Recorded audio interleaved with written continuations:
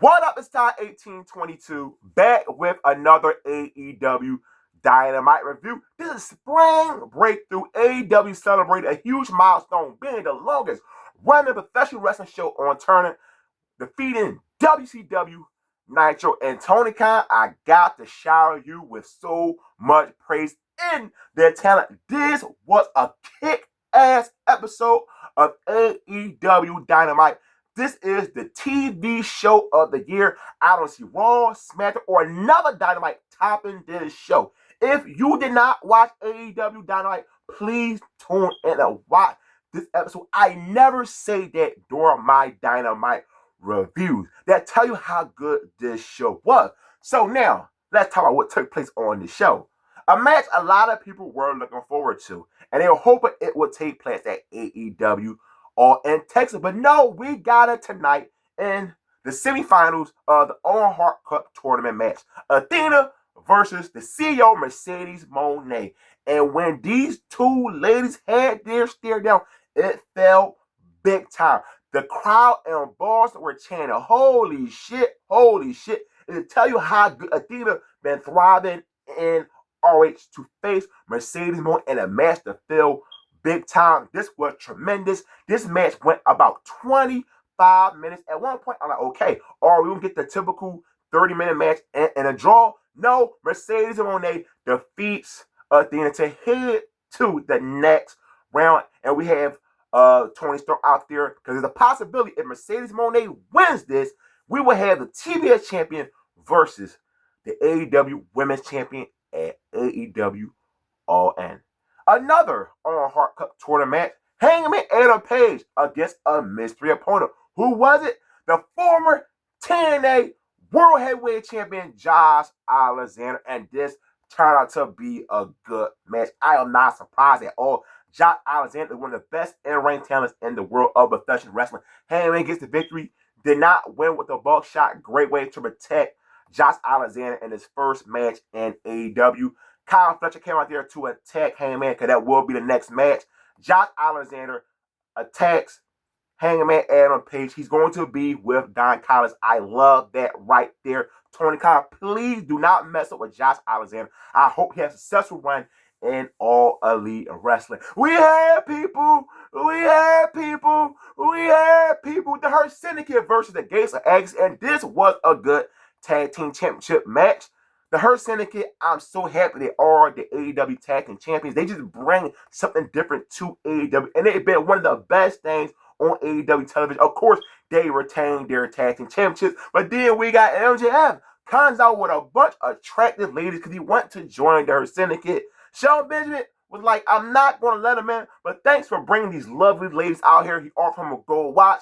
Then he was talking about Bobby Lashley. He said, I get what I want. I'm not sure where this storyline going to lead to, but I'm really enjoying this one right here. And now, MJF, since dealing with her syndicate, MJF is getting back to getting cheers from the fans. The MJF that was feuding with Danny Garcia is over. He is back to being MJF, teaming with Adam Cole, and it did have another segment. And he did say, hey, if something happened, we will deal with MJF.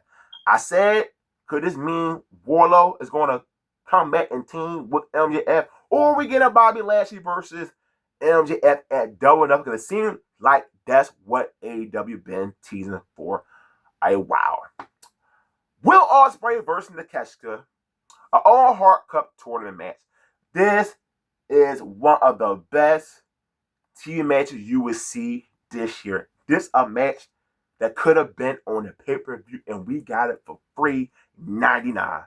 This was awesome. Will Ospreay always put on incredible matches. The guy just don't miss. Nakeshka is a future AEW World Heavyweight Champion. This had the crowd going crazy in Boston. They were hot all night long. I always say, when a match is so good, I needed a cigarette, and I don't even smoke. Will Ospreay is your winner, and you head to the next round. Oh my God. And whoever wins between Fletcher and Hangman will take on Will Ospreay. More like it's going to be Hangman versus Will Ospreay, and that's going to be a phenomenal match. The main event. The Death Riders take on Samoa Joe Shibata. The Ops Butt Hook is not available. So who will hit replace it? Powerhouse Hobbs. And let me tell you how good the episode truly was. Something involving the Death Riders was actually entertaining. This was a fun trios match for the titles. You had shenanigans going on. The Young Bucks came out. Swerve attacked them. Marine Shafir, Willow Nightingale. And then we get to the end with Samoa Joe and Mox in the ring. And Samoa Joe put Mox in the King of the Clutch. And Mox tapped out. What? I thought it would be Willa Yuta or Claudio. No, the World Heavyweight Champion. Mox tapped out to Samoa Joe. Your brand new trio champions.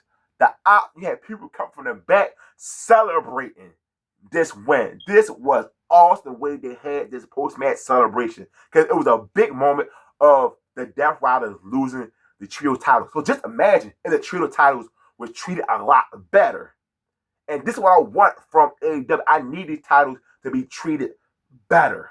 I'm so happy that the Ops are the trio champions. So now that they won the championships with Powerhouse Hobbs, what does that mean for Hook? We will see.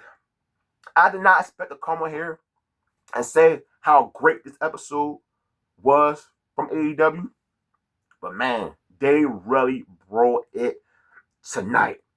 This type of episode I might just go back and watch. It was that good of an episode.